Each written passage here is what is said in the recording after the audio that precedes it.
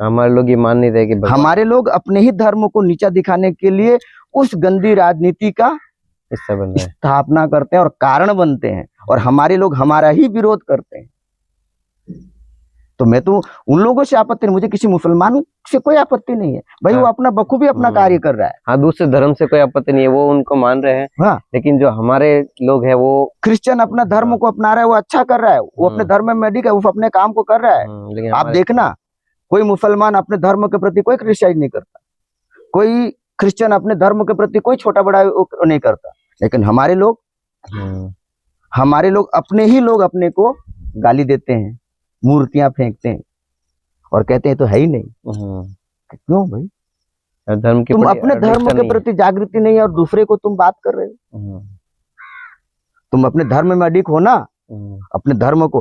अब राजनीति अपनी जगह पे है, राजनीति करो, हमें कोई आपत्ति नहीं है, लेकिन राजनीति ऐसा नहीं होना चाहिए कि जो सनातन, जो आदि काल से जो धर्म चलते आया है उस धर्म के प्रति आपका विश्वास नहीं है और आप अपने धर्म को गाली देके उसको सपोर्ट कर रहे हैं, दूसरे धर्म को सपोर्ट कर रहे हैं जी। तो उनमें गलती नहीं है, गलती हमारे में है। मैंने कहा ना, अपने आप को देखना जरूरी है, फिर उसके बाद में देखो दूसरे को। अपने धर्म सबसे बड़े हैं। भगवान ने खुद कहा है कि अपना धर्म जब नहीं देखोगे, दूसरे का धर्म देखोगे तो बर्बाद हो जाना है। और वही चल रहा है, देख लीजिए, अपने धर्म को छोटा करके दूसरे के धर्म के पीछे भाग रहे हैं। और जैसा भी होता है, दिया तले अंधेरा होता है। जब दिया चलता है तो उसके नीचे तो अंधेरा ही रहता है, उसके लिए कुछ न कुछ नया दीपक ला के उसके तल को फिर प्रकाशवान करना पड़ता है। बात ऐसा नहीं होता है। एक बात रखूंगा बाबूजी, जैसे अभी कोई भी अपने धर्म से कोई मार्ग भटक रहा है तो उसको एक सही मार्ग बताने के लिए कोई मिलता नहीं है, या फिर उसको कुछ न कुछ होती है कि हमारे धर्म में ये आकांक्षा पूर्ति नहीं हो रही, तो वो कुछ जानने के लिए दूसरे धर्म में जाता है। और कभी कभी होता है कि दूसरा जो धर्म है वो उसको आकर्षित करता है, उसकी जो प्रेरणा होती है वो आकर्षित कर लेती है। तो मेन बात होती है बाबूजी, जैसे अभी मैं ही हूँ, मेरे मन में कुछ सवाल उठे, मैंने आपसे संशय किया, आपने मेरे वो सब सवालों के उत्तर दे दिया, मेरे मन में शांति हो गई। कभी कभी ऐसा ही होता है, जो व्यक्ति कहीं जाते हैं, साधु संतों के पास में जाते हैं, तो उनके जो उत्तर होते हैं वो उन्हें तृप्त नहीं कर पाते, तो भटकता भी जाता है। कभी कभी होता है कोई बहकाव में चला जाता है, बहकाव में जाता है कि भैया तेरे भगवान क्या है, ये मूर्ति के पत्थर है, ये तो इसमें क्या रखा है, तो कभी भटक भी जाते हैं। तो ऐसे बाबूजी बहुत सारे जो कारण होते हैं, उसके कारण वो अपने धर्म को छोड़ के दूसरे धर्म को महत्व देने लग जाता है। तो उसके लिए बाबूजी हम ये भी कर सकते हैं, जैसे कि जितने भी साधु संत हैं तो वो अपने आसपास में ऐसी एक जागृति फैलाए जिससे कि अपने धर्म को जानने की उनकी जिज्ञासा बढ़ जाए। ऐसा नहीं कर सकते ना, क्योंकि इनके खुद ही अतृप्त इच्छाएं रहती है, ठीक है ना। आपको कोई कहता है मुझे आपत्ति उससे भी नहीं है, आप जाइए ना, हमें उससे भी आपत्ति नहीं, आप अपने धर्म को छोड़ के दूसरे धर्म में जाइए, कहाँ आपत्ति।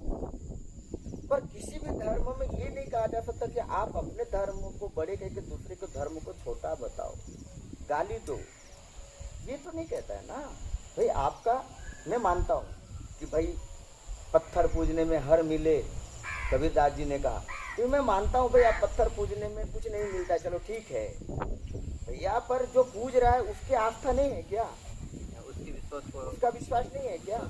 विश्वास है, लेकिन उसके विश्वास को आप रोंद के अगले आपका अपना जो तरीका उसको आप जबरदस्ती उसके ऊपर थोपने की कोशिश कर रहे हैं। क्यों? हम तो गाली नहीं देते, हमें आप देख रहे हैं, आप कितने सालों से मेरे से जुड़े हुए हैं, मैंने कभी किसी के धर्म को तो गाली नहीं दिया, गाली दिया नहीं, तो फिर कोई मेरे धर्म को गाली दे, ऐसा मैं कैसा कर सकता हूँ? हर चीज में आप एक दूसरे को बड़े कहेंगे और उसके बाद में सीधा सनातन धर्म के पास आके आप अटैक करेंगे कि सनातन धर्म के बाबा ऐसे हैं, सनातन धर्म के बाबा फलाने हैं, सनातन धर्म के बाबा बिगड़े हैं, सनातन धर्म के बाबा पाखंडी हैं। अरे भैया, और धर्मों में पाखंड नहीं है, मुझे बताइए। दरगाह में जाते हैं, क्रिश्चियन उसमें जाते हैं, मिशनरी में जाते हैं, वहाँ पाखंड नहीं है। पकड़ सब जगह होता है, लेकिन बाबूजी जो हमारे सनातन में ये लेकिन ज्यादा हाँ, होता है। तो वहाँ पे जब जाते हैं तो उन्होंने तो कभी गाली नहीं दी है, उनको तो हम गाली नहीं देते हैं, फिर हमें क्यों गाली पड़ती है? हमारे धर्म के ऊपर गाली क्यों होती है? हमारे धर्म के ऊपर कुठाराघात क्यों होता है? मैं ये पूछना चाहता हूँ। तो ये जो सब पूरी गलती है, जो हम कह सकते हैं हमारे परिवेश की गलती जी, है, ये हमारी अपनी गलती। हमारी अपनी गलती है, क्योंकि परिवेश, जैसे परिवेश में हम पल रहे हैं, जैसे हमारे पिताजी दादाजी जैसे वो काम कर रहे थे, वैसे हम भी काम कर रहे हैं। अगर उनके मन में जो संशय हुआ और वो विक्षेप होते रहे, तो आगे आगे पीढ़ी दर पीढ़ी वो विक्षेप बढ़ता रहता है। नहीं, ऐसा नहीं है। मैं हम अपनी गलतियों को दूसरे के ऊपर नहीं थोप सकते, ठीक है ना?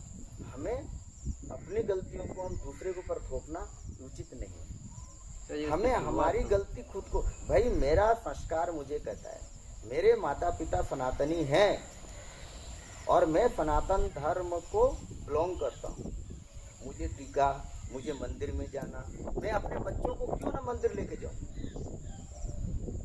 मैं क्यों ना अपने बच्चों को ये बताऊं कि बेटा हमारा सनातन धर्म का नियम है कि ललाट खाली नहीं रहना चाहिए, तिलक लगाइए, आप डरिए मत, आप अपने धर्म के आधार पे चल रहे हैं, आप अपने धर्म में चल रहे हैं, बिल्कुल सही रास्ता चल रहा है। तो ये संस्कार कौन देगा? आप देंगे ना। वो जो परिवेश की जो कह रहे हैं, परिवेश कैसे देंगे बताइए? आपके माता पिता ने तो कभी नहीं बदला, आप बदल रहे हैं, क्यों?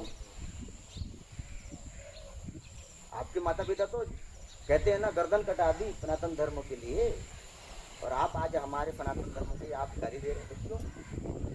मैं इन चीजों के ऊपर इसलिए नहीं जाना चाहता हूँ महेश बाबू, कि मेरे जीवन के अंदर में मैं एक ही चीज कहना चाहता हूँ हमारे आम जनता को या हमारे सनातन धर्म प्रेमियों को, कि पहले अपने धर्म के बारे में जानो, और अपने धर्म से बड़ा दूसरा कोई धर्म नहीं है, ये चीज जानना जरूरी है।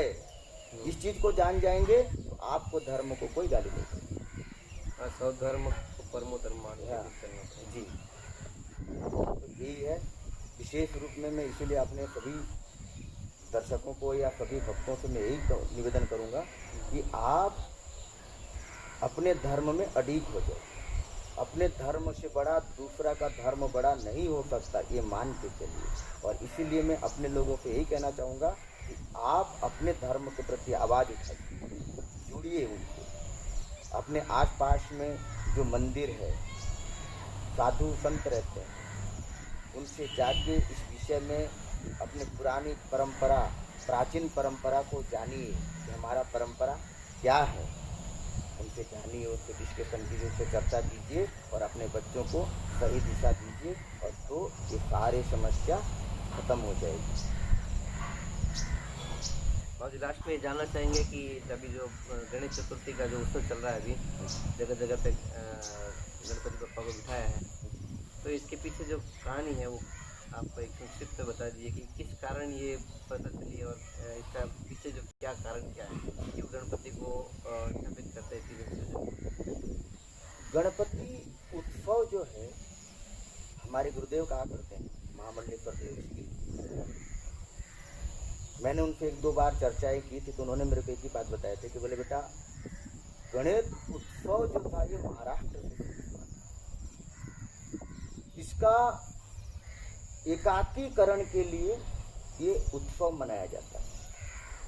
जब बहुत समय पहले, जब हमारे राजा महाराजा जब थे, जैसे वीर शिवाजी महाराज, उस समय आक्रांताओं ने हमारे भारत के ऊपर जब कुठाराघात किया, राजा महाराजाओं के बीच में जो दूरियां बनाने के लिए, उनको तोड़ने के लिए, उस समय ये उत्सव के माध्यम से जन समूहों को एकत्रित करने के लिए हुआ। क्योंकि जो गणेश पंडाल में होते थे कि धार्मिक अभिव्यक्ति की उस समय आज़ादी नहीं थी, आज जो आज़ादी उस समय नहीं, तो उस समय कोई ना कोई पर्व, तो सबसे बेस्ट पर्व माना जाता है गणेश उत्सव। उस जो अनेक जगह पे छोटे छोटे पंडाले लगा के वहाँ पे जो है ना गणपति जी का स्थापना करके वहाँ पे सभी लोगों को एकत्र करने का हिंदुओं को, सनातनियों को एकत्र करके उनके विषय में परामर्श करने के लिए शिवाजी महाराज के जो पुत्र थे संभाजी महाराज, उनको और उन शिवाजी महाराज को जेल से आज़ाद करने के लिए उस समय इन चीज़ों का आयोजन करते थे। कैसे महाराज को निकाला जाए, जेल से कैसे निकाला जाए। तो एकमात्र विघ्नहर्ता है, इसलिए बोलते हैं ना गणपति जी को विघ्नहर्ता का नाम दिया है। तो उनके करने से विघ्न को हरेंगे। तो एकत्रित होकर सभी लोग 10 जने 15 जने 20 जने ऐसे करके वो एकत्रित होते थे और परामर्श करते थे कि महाराज को कैसे निकाला जाए। ये उस समय का ये बात है। और गणपति जी को तो आज तो उल्टा हो रहा है जी। आज तो मैं कर रहा हूँ तो आप नहीं आ रहे मेरे घर पे, जबकि गणपति मैंने बैठाया तो आप नहीं आ रहे। आज भिन्नता हो रही है कि मेरा पंडाल में आप नहीं आओगे, उसके पंडाल में आप नहीं जाओगे। इस तरीके से भेद उत्पन्न हो रहा है, जबकि ऐसा नहीं होना चाहिए। और आज एक तरह से देखे तो होड़ भी लगी हुई है। होड़ भी लगी हुई है। तुम इतनी मिठाई लेके आ रहे हो तो मैं इतनी लेके आ रहा हूँ, तुम ऐसे सज्जन कर रहे हो तो मैं जी। अहंकार आ रहे हैं। पहले अहंकार को त्याग करने के लिए भाई सब मिल के किसी विषय को समाधान निकालने के लिए एकत्रित होना है। तो मीटिंगें करने के लिए या अपने जगह पे बैठ के भक्ति के साथ साथ 10 लोग इकट्ठा होंगे तो उनके बीच में हम ये बात कर सके। पर आज तो उल्टा हो रहा है, घर घर में लड़ाइयाँ। आप गणपति बैठा दिए तो आपके परिवार मेरे यहाँ नहीं आएगा, इसलिए मैं बैठा रहा हूँ। वहाँ नहीं जाऊँगा इसलिए मैं बैठा रहा हूँ, ताकि मेरे बच्चे मेरे घर में रहें। तो जो समाज के अंदर भेदता खत्म करने के लिए था, उल्टा आजकल तो भेद उत्पन्न हो रहा है। इस चीज को हम एकत्रीकरण के लिए लाए थे, वो आज के जी। तो यही कारण है। तो आजकल भक्ति जो है ना व्यभिचार बनते जा रही है। मनोदशा को विकृतियां पैदा करने के लिए लड़ाइयाँ झगड़े, ये भक्ति इस चीज के लिए नहीं। भाई गणपति तो विघ्नहर्ता है, वो विघ्न कैसे करने देंगे। और यहाँ तो हर जगह देखिए विघ्न हो रहे हैं, अहंकार के कारण सब जी। हो रही कि मेरा गणपति बढ़िया है। अरे भला इंसान, गणपति तो बढ़िया ही है, खराब कब हुए मुझे बताइए, है ना। अग्र पूजा को उनको अधिकार दिया गया, तो सारे देवताओं ने उनको अग्र पूजा दिया गया है। तो अग्र पूजा देवता एकत्रित होकर किसी को भिन्नता देखे आपने। तो एकाग्रता के लिए, पूजा के लिए तो कहा गया ना अग्र पूजा, इसीलिए तो गणपति जी को बोला। तो कैसे भेद हो सकता है, लेकिन आज भेद हो रहा है। इसीलिए तो मैं कह रहा हूँ ना कि ये सारी चीज़ों का जो एक सिस्टम है, मैं जब कि ये जो लोग हैं ना अपनी स्वार्थ के लिए परमात्मा को, भक्ति को, धर्म को बांटने की कोशिश करता है अपनी निहित स्वार्थ के लिए। अहंकार मोह माया सब जी, उनके जी, कारण जी। सब अभी उनका मनोदशा वो विकृत हो रही है जी। बाकी और कोई दूसरा कारण नहीं है, क्योंकि भगवान हमें ना तो भेदभाव सिखाती है, ना भेदभाव करने की आज्ञा देती है। ठीक है। हाँ, भगवान तो भी मेरा को भी मिला है जो ना उनके पास खाने का था, पहनने का था, उनको भी मिला है। तो ये बहुत सारे रीजन हैं, और इसी रीजनों को देख के मैंने तो कहता हूँ ना कई बार कि इन चीज़ों के बारे में चर्चा हो, पर मेरा मन नहीं करता।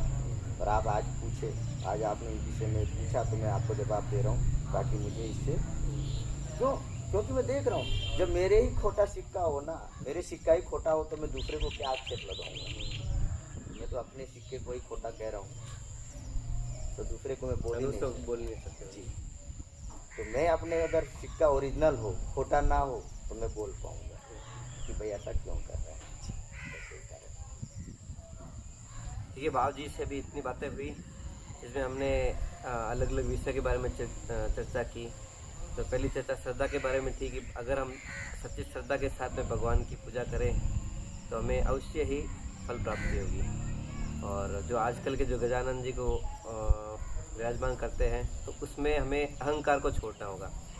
मेन जो ये शुरुआत हुई थी वो जो सब लोगों को एकत्रित करने के लिए हुई थी, तो हमारा जो भाव होना चाहिए वो एक ही होना चाहिए कि हम सबको एकत्र करके भगवान गजानन जी का स्मरण करें और उनको आनंदित करें।